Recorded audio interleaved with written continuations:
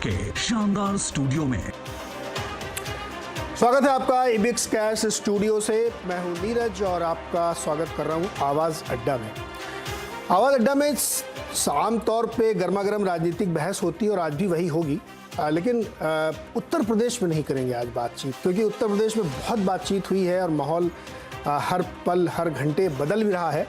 तो आज हमने सोचा कि दो और महत्वपूर्ण राज्यों में चुनाव हो रहा है जो पीछे छूट जाते हैं। यूपी बहुत ज़्यादा लाइमलाइट ले जाता है, तो एक राज्य है पंजाब जो बॉर्डर स्टेट है, बहुत महत्वपूर्ण है और वहाँ पे भी मल्टी कॉर्नर्ड इस समय फाइट के संकेत दे रहे हैं।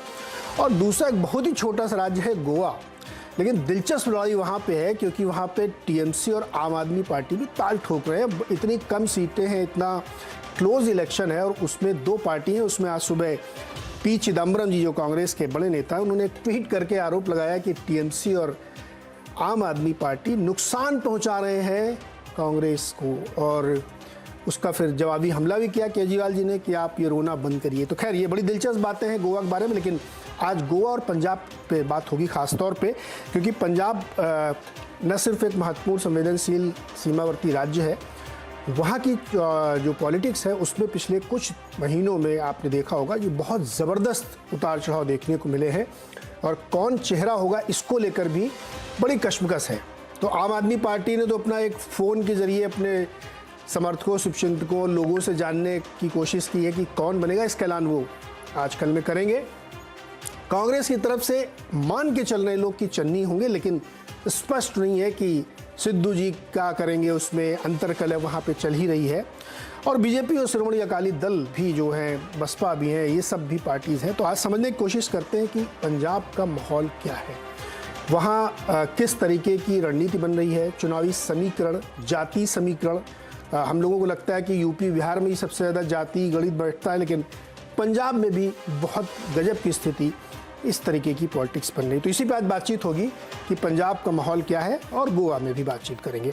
परिचय करा दें आपका, हमारे साथ जो मेहमान जो इस पर चर्चा करेंगे, दो हमारे साथ सेफोलॉजिस्ट हैं, विद्वान लोग हैं, एनालिस्ट हैं। संजय कुमार जी हैं, CSDS के प्रोफेसर हैं और बड़ी गहरी नज़र तमाम इन चुनावों पे आंकड़ों के ज़रिए हमें समझाते हैं।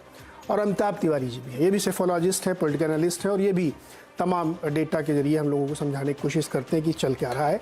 और इसके साथ ही सत्य हिंदी के फाउंडर और संपादक आशुतोष जी हमारे साथ हैं, बहुत ही वरिष्ठ पत्रकार हैं। और नरेश अरोड़ा जी हैं जो बहुत ही सीनियर जर्नलिस्ट हैं पंजाब के, और इस समय बहुत एक्टिवली वहाँ पे अपनी वो पत्रकारिता भी कर रहे हैं और ग्राउंड रिपोर्ट से हम लोगों को बीच बीच में ऑनलाइन ऑफलाइन बताते रहते हैं कि वहाँ चल क्या रहा है। तो पहले थोड़ा आंकड़ों को समझ लेते हैं, उसके बाद फिर आशुतोष जी और नरेश के पास चलेंगे। संजय जी, बहुत ही सीधा सिंपल सा सवाल है, पंजाब का माहौल क्या है? मुझे लगा आप कुछ आंकड़े बताने वाले, मैं भी वेट कर रहा था कि कुछ आंकड़े आप बताएंगे। मैं चलिए आंकड़े बता देता हूँ। दरअसल संजय जी, वो आंकड़े का क्रेडिट आपको ही जाएगा, क्योंकि मैंने वही आंकड़े इस्तेमाल किए जो आप लोगों ने किए हैं। कोई बात नहीं, मैं अपनी बात शुरू करता हूँ। मुझे लगता है पंजाब का माहौल मेरे हिसाब से स्पष्ट है।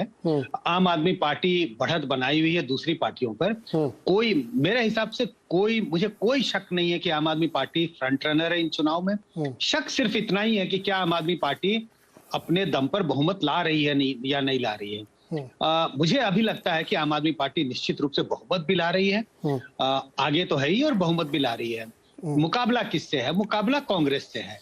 अकालियों की जो छवि है उसमें कोई इंप्रूवमेंट नहीं होता हुआ दिखाई पड़ता है पिछले 5 सालों में। तो उनके जो हम कहते हैं, अगर स्टॉक एक्सचेंज की भाषा में, उनके स्टॉक्स गिरे हुए हैं, उनकी कोई पॉपुलैरिटी नहीं है, उनकी छवि बिल्कुल वैसी है जैसी थी। लोग बहुत ज्यादा उनको पसंद नहीं करते, तो नंबर 3 पर वो दिखाई पड़ते हैं।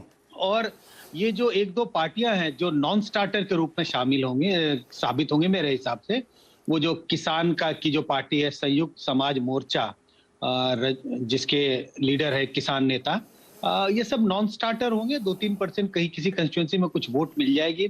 और एक और अलायंस है जिसकी चर्चा होती रही है बीच बीच में, अमरिंदर सिंह जो पहले कांग्रेस में थे, उन्होंने कांग्रेस का दामन छोड़ एक अपनी नई पार्टी बनाई, बीजेपी के साथ गठबंधन किया है।